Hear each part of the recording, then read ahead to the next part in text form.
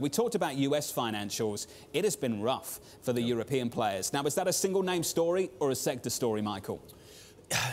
I think Deutsche Bank really stands out because of so many issues that have probably been building for years and years and years there. And its relationship with the German government is a little bit different than most banks in any country, I would suggest there. But look, I mean, I think, you have this unusual, just to our prior discussion on the yield curve over here and the financials over there, it's a very different type of yield curve and all that kind of stuff. But you're going through, sort of a slow motion resolution of a lot of issues in Italy at Deutsche Bank and all that kind of stuff. So it's hard to see.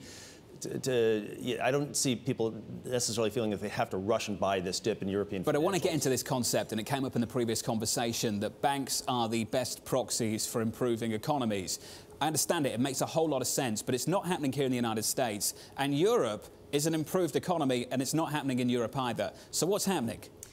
Well, first of all, Deutsche Bank is its own animal. I think Very it's true. important to sort of distinguish Deutsche Bank from other European banks. I thought it was telling. There was a story that I read yesterday about how morale is improving at Deutsche Bank because they're giving out bigger bonuses and salaries to entice people to stay. And it just sort of speaks to this sort of slow winding decline where their costs are going up to entice customers and to keep employees happy while they continue to face less business. Look, I mean, I think there is a question about the economic momentum in the Euro region. Who has money to spend at the same time when you are getting toward the point when the ECB is going to start to withdraw some of the stimulus, maybe sometime? Sometime, but the rate hike doesn't seem like it's going to come anytime soon, Michael, and that's what the banks seem to be complaining about. Is that what we have here? A financial system that is still really impaired by a deposit rate of negative 40 basis points at the ECB?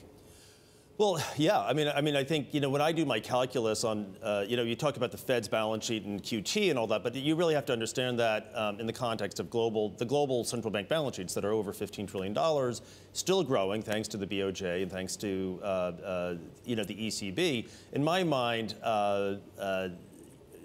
scroll forward to next winter, the BOJ and the Fed are almost probably going to offset each other in terms of how much dollars are being contributed into this liquidity machine. The ECB is really the swing factor, and it's even more of a swing factor by simply by Draghi's term is expiring in less than 15 months, and that's sort of starting to become, that's going to come into sharp focus as we get through the summer.